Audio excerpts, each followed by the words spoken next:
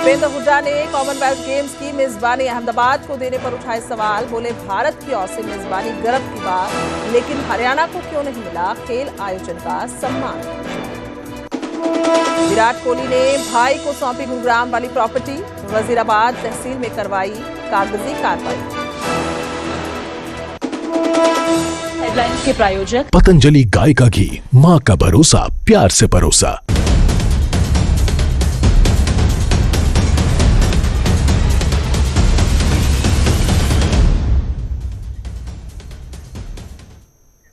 नमस्कार, हरियाणा प्राइम में आपका बहुत बहुत स्वागत है। मैं हूं आपके साथ गुरजोत संधू। तो बुलेटिन की शुरुआत करते हैं सबसे पहले हरियाणा के एएसआई संदीप लाठर के मामले में। तो उनका पोस्टमार्टम हो रहा है और रोहतक पीजीआई में एएसआई संदीप का पोस्टमार्टम चल रहा है। तब पोस्टमार्टम के बाद जींद वेदा से जुलाना में अंतिम संस्कार होगा और एडीजीपी की पत्नी पर एफआईआर दर्ज होने के बाद परिवार राजी हुआ है। आईएएस अमनीत पी कुमार के खिलाफ एफआईआर दर्ज की गई। अमनीत के भाई पर भी मामला दर्ज किया गया और वो आम आदमी पार्टी के विधायक हैं अमित रतन, जिन पर एफआईआर दर्ज की गई है। एफआईआर में बता दें कि एडीजीपी पूरन कुमार के गनमैन का भी नाम दर्ज है और संदीप की पत्नी संतोष की शिकायत पर एफआईआर दर्ज की गई है। एएसआई संदीप लाठर ने गोली मारकर आत्महत्या की थी और उन्होंने अपनी जान देने से पहले एक वीडियो बनाया और 3 पेजों का सुसाइड नोट भी लिखा गया, जिसमें उन्होंने जिक्र किया कि एडीजीपी उनका परिवार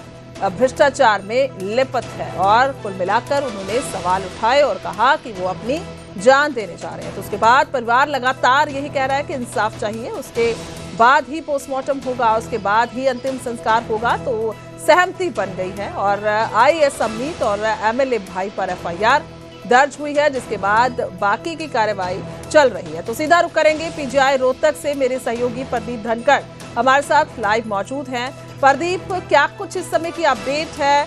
और सबसे बड़ा सवाल है आईएएस अमनीत और उनके भाई पर जो एफआईआर दर्ज हुई, इसके बाद क्या उनका कोई रिएक्शन सामने आया?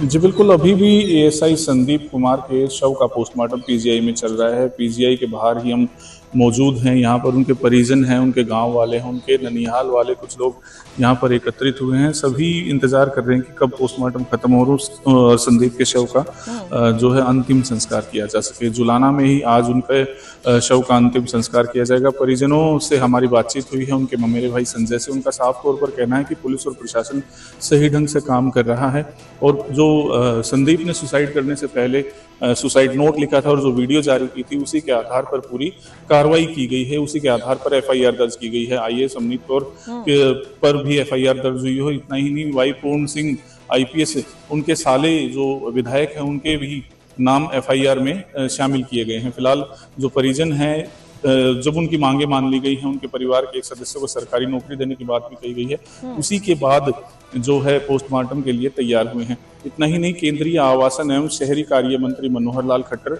जो कि हरियाणा के पूर्व मुख्यमंत्री रहे हैं, उन्होंने भी परिजनों से मुलाकात की है, जांच का उचित आश्वासन दिया है और सभी मांगे मानने की जानकारी भी पीजीआई में पहुंचकर उन्हें दी है। वो परिजनों से मुलाकात की और उनका ढांढस भी बंधाया है। इतना ही नहीं, केंद्रीय जो मंत्री हैं मनोहर लाल खट्टर, उन्होंने साफ तौर पर आश्वासन दिया है कि जो बच्चे हैं एएसआई के, संदीप के, उनकी पढ़ाई लिखाई और उनके गुजर बसर का पूरी व्यवस्था सरकार करेगी और सारी चीजें देखने का काम करेगी। जी गुरु प्रदीप, इसमें बड़ा सवाल है जिसका जिक्र मैंने पहले भी किया। क्या आईएएस पत्नी जो हैं अमनीत और उनके भाई, उनका कोई रिएक्शन आया? एफआईआर उन पर दर्ज हुई है जो इल्जामात लगाए गए संदीप की ओर से।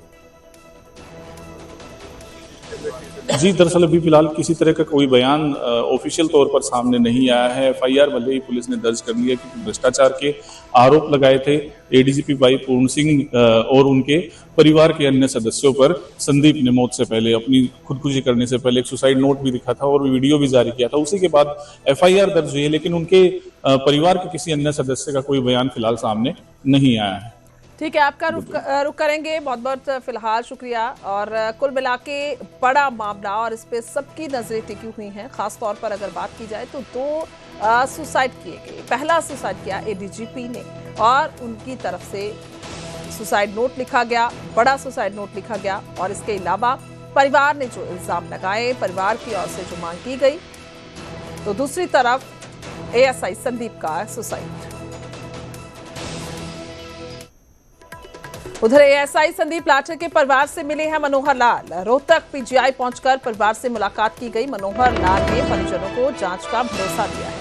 रोहतक पीजीआई में बता दें कि एएसआई का पोस्टमार्टम हो रहा है, परिवार को हर संभव मदद दी जाएगी, ये मनोहर लाल ने कहा है। जो समय मंत्री हैं और सेंटर में तो एएसआई संदीप की पत्नी को नौकरी दी जाएगी। उन्होंने कहा बच्चों की पढ़ाई का खर्च सरकार उठाएगी।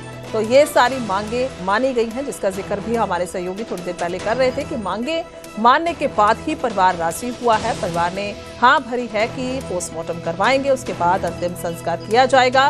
तो अभी की बात की जाए तो मनोहर लाल परिवार से मिले। सबसे पहले तो ये जो घटनाएं हुई हैं वो मैं दोनों घटनाओं की एक साथ बात करता हूँ तो बड़ी दुर्भाग्यपूर्ण घटनाएं हैं और इन घटनाओं को नहीं होना चाहिए था, लेकिन जो हुई है आज की स्थिति इन चीजों को संभालने की है। दुर्भाग्य से जो पहली घटना हुई उसमें कुछ राजनीतिक लोगों ने उसको एक राजनीतिक रंगत देने की बात की और बिरादरी के नाते से की बात का विलंबन की, जो उचित नहीं था। अब ये दूसरी घटना हुई है। मैं तो यही अपील करूंगा दोनों परिवारों से भी और समाज के सब अग्रणी लोगों से भी इन विषयों को बिरादरी का विषय न बनाए, जाति का विषय न बनाए और न ही इसमें से कोई राजनीतिक रंग इसके अंदर आने दें। एक सामाजिक बुराई वो जरूर केंद्र बिंदु विषय है इस दोनों घटनाओं के बीच में है। अब उसके नाते से एक जो कानून की व्यवस्था है, जांच की विषय है, उस जांच के नाते से चीजें निकल करके आएंगी और न्याय की बात हम करेंगे। ये बात हमने दोनों परिवारों को कही है। तो एएसआई की आत्महत्या का ये सारा मामला और इस मामले में लगातार नजरें टिकी हुई हैं, क्योंकि इल्जामात लगाए गए सीधे एडीजीपी पर। एडीजीपी ने भी सुसाइड किया और उसमें उन्होंने लिखा कि दलित होने की वजह से उन पर लगातार इस तरीके उन्हें प्रताड़ित किया गया, जिसकी वजह से वो अपनी जान दे रहे हैं। दूसरी तरफ बात की जाए एएसआई संदीप लाठर की, तो उन्होंने भी अपनी जान दे दी और उन्होंने ये कहा कि गिरफ्तारी की डर की वजह से ये एडीजीपी की ओर से सुसाइड किया गया।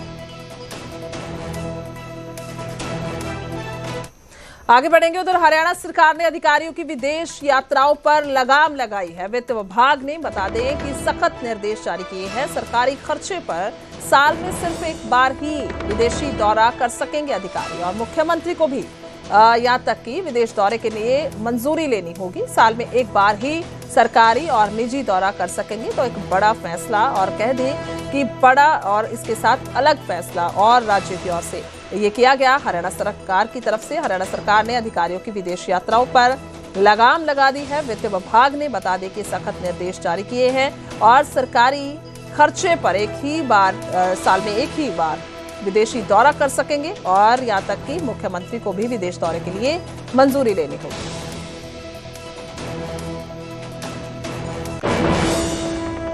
उधर एल्विश यादव और सिंगर फाजिल पुरिया की मुश्किलें बढ़ती हुई नजर आ रही हैं। एल्विश यादव फाजिल पुरिया पर ईडी की कार्रवाई नजर आई है। एल्विश और फाजिल पुरिया के खिलाफ चार्जशीट। आगे बढ़ेंगे। खबर गुरुग्राम से है। गुरुग्राम के गोल्फ कोर्स एक्सटेंशन रोड पर सड़क हादसा हुआ। रोड़ी से भरा ट्राला बेकाबू होकर कार पर पलटा है। बता दें कि हादसे में एक जने की मौत हो गई है और दो की हालत गंभीर बनी हुई है। हादसे के बाद मौके से ट्राले का ड्राइवर फरार हो चुका है। तो बड़ा हादसा हुआ और यहाँ पर हिट एंड रन का केस सीधा और हादसे में एक की मौत हुई है, दो की हालत गंभीर बनी हुई है। तस्वीरें सामने आई हैं।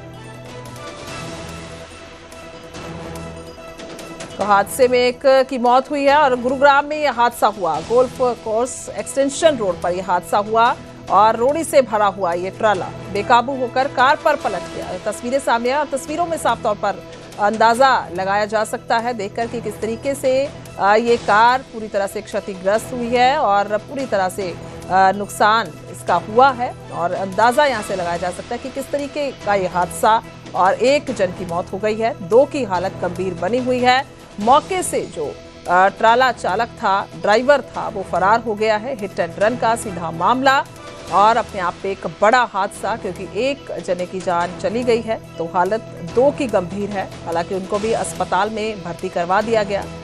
धर्मवीर मेरे सहयोगी फोन लाइन पे हैं। धर्मवीर, क्या कुछ हादसे को लेकर जानकारी? देखिए, गुरुग्राम के गोल्फ कोर्स एक्सटेंशन रोड की ये घटना है, जब सुबह के समय में एक जो ट्राला था जो कि रोडी से भरा हुआ था, वो एक टैक्सी के ऊपर पलट गया और उस टैक्सी में ड्राइवर के अतिरिक्त एक एमएनसी कंपनी का स्टाफ भी मौजूद था, जिसमें बताया जा रहा है कि एक सिक्योरिटी गार्ड था उस कंपनी का और साथ में और भी एक लोग उसमें शामिल थे। कुल मिलाकर इस गाड़ी के अंदर 4 लोग थे और उनमें से एक की मौत हुई है, जबकि 3 लोग इसमें घायल हैं, जो कि 2 गाड़ी सवार हैं और एक ट्रक ड्राइवर, यानी कुल 3 लोग घायल हुए हैं। एक की मौत हुई है क्योंकि टैक्सी में 3 लोग सवार थे, जिसमें जो बाकी 2 लोग हैं, जो ड्राइवर और एक युवती बताए जा रहे हैं, उनकी हालत गंभीर है। दोनों को अस्पताल में भर्ती करवाया गया है, जबकि जो जिस गार्ड की पहचान हुई है उसकी इस हादसे में मौत हो चुकी है। ठीक है, बहुत बहुत शुक्रिया धर्मवीर, तमाम जानकारी के लिए धन्यवाद। तो कुल मिला के ये हादसा बड़ा।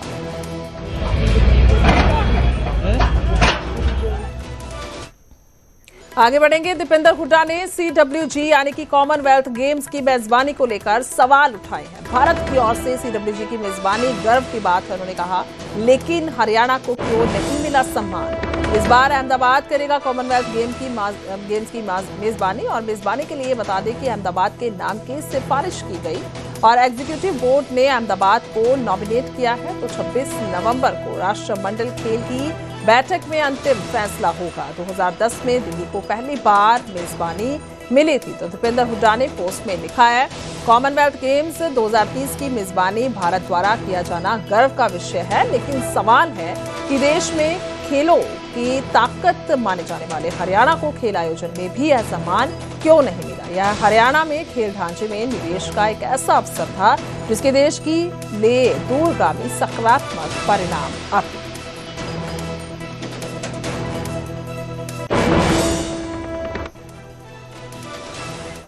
आगे बढ़ेंगे। उधर गुरुग्राम देश का हाईटेक हब अब सड़क सुरक्षा की चुनौती बन चुका है। तेज रफ्तार, हेलमेट और सीट बेल्ट की अनदेखी, रेड लाइट जंप, लोग नियमों को ठेंगा दिखाते हुए सड़कों पर यमराज बनकर घूम रहे हैं। हालांकि इससे निपटने के लिए ट्रैफिक पुलिस ने सख्ती की, लेकिन अभी भी सड़कें नियमों के उल्लंघन के जाल में फंसी हुई है। ये रिपोर्ट। गुरुग्राम, जिसे साइबर सिटी और हाईटेक सिटी कहा जाता है, उसी शहर की गगनचुंबी इमारतों के नीचे ट्रैफिक नियमों का उल्लंघन निरंतर बढ़ता जा रहा है। तेज रफ्तार गाड़ियां, बिना हेलमेट वाले मोटरसाइकिल सवार, रेड लाइट जंप करने वाले वाहन और सीट बेल्ट ना पहनने वाले लोग यहां सड़क पर यमराज बनकर घूम रहे हैं। और इसी के साथ हर साल सड़क पर होने वाले हादसों की संख्या भी बढ़ती जा रही है, जिससे शहर की छवि पर भी सवाल उठते हैं। हालांकि शहर की ट्रैफिक पुलिस ने इसे रोकने के लिए कई कदम उठाए हैं। ड्रोन की मदद से रियल टाइम निगरानी, ऑनलाइन चालान और रोड पर सख्त पेट्रोलिंग, ये सभी उपाय शहर की सड़क सुरक्षा को मजबूत करने के लिए किए जा रहे हैं। सभी TIs, ZOs को ये सख्त निर्देश दिए गए कि लैंड ड्राइविंग की पालना हो, ताकि किसी प्रकार की ट्रैफिक की भी समस्या ना आए, जाम की भी समस्या ना आए और दुर्घटनाओं में भी कमी आ सके। तो इस पर्पज के लिए हमने ड्रोन सर्विलेंस का भी सहायता ली है और ड्रोन सर्विलेंस करते हुए भी हम चालान किए जा रहे, और विशेष तौर पर नेशनल हाईवे 48 पर और द्वारका एक्सप्रेसवे पर, ताकि जैसे कि आपको पता है कि ये वैसे भी व्यस्तम रोड है, तो और जो वाहन चालक हैं, जब द्वारका एक्सप्रेसवे पे जैसे आप नोट करोगे तो वो भी उसका लाइन ड्राइविंग का पालन नहीं कर रहे, और इसी प्रकार से NH 48 का, तो हम ड्रोन सर्विलेंस की मदद से भी लैंड ड्राइविंग की पालना करवा रहे हैं और जो इसके बारे में अवेयरनेस प्रोग्राम भी कर रहे हैं। ट्रांसपोर्टरों से भी मुलाकात कर रहे हैं, ट्रांसपोर्टरों को भी समझाया जा रहा है कि वो अपने वाहन चालकों को ये निर्देश दें कि वो लेन ड्राइविंग की पालना करें, और फिर भी जो कोई वायलेटर्स होते हैं तो उनके खिलाफ नियमानुसार कार्रवाई की जा रही है। हर एंगल से देख रहे हैं, जहां पर उसकी आवश्यकता पड़ती है, चालान के लिए भी, लैंड ड्राइविंग को ऑब्जर्व करने के लिए भी, कि कहां से, किस पॉइंट से, किस प्रकार से वाहन चालक उसका डिसओबे करते हैं, तो इन सभी पर्पजों के लिए हमने ड्रोन सर्विलेंस की आवश्यकता है और जिसकी भी हम ले रहे हैं। गुरुग्राम में प्रतिदिन लाखों लोग दिल्ली और गुरुग्राम के बीच आते जाते हैं। शहर में लगभग 1,50,000 टैक्सियां, 1,20,000 ऑटो और लाखों निजी वाहन हैं। इतने भारी ट्रैफिक दबाव में नियमों का उल्लंघन शहर की ट्रैफिक व्यवस्था को भी बाधित करता है। आंकड़ों के मुताबिक 1 जनवरी 2023 से 31 दिसंबर 2023 तक कुल 1,23,559 चालान काटे गए, जिनमें से करीब 23,72,40,700 रुपए की रिकवरी हुई। इतना ही नहीं, साल 2024 में यह आंकड़ा और बढ़ गया। 1 जनवरी 2024 से 31 दिसंबर 2024 तक 8,49,840 चालान काटे गए, जिनसे करीब 10,50,92,300 रुपए की रिकवरी हुई। 2025 आते आते ये आंकड़ा और बढ़ गया। 1 जनवरी 2025 से अगस्त 2025 तक ही 14,02,622 चालान हो चुके हैं, जिनसे करीब 20,22,59,600 रुपए की रिकवरी की जा चुकी है। तो 2023 की तुलना में 2024 में चालानों की संख्या में लगभग 6.8 गुना बढ़ोतरी हुई। वहीं 2025 में केवल 8 महीने में ही 14 लाख से ज्यादा चालान हो गए, जो पूरे 2024 से अधिक है। ये साफ तौर पर बताता है कि लोग ट्रैफिक नियमों का पालन करने की बजाय लगातार उल्लंघन कर रहे हैं। वहीं गुरुग्राम पुलिस का कहना है कि उनकी कार्यवाही सिर्फ चालान काटने तक ही सीमित नहीं है। ट्रैफिक पुलिस की ओर से शहर के कॉलेज, स्कूल और कॉरपोरेट ऑफिस में जागरूकता अभियान चलाए जा रहे हैं। लोगों को ट्रैफिक नियमों का पालन करने के महत्व और सड़क सुरक्षा के बारे में बताया जा रहा है। बावजूद इसके सड़क पर नियमों का उल्लंघन करने वाले लोग इसे नजरअंदाज करते दिखाई देते हैं।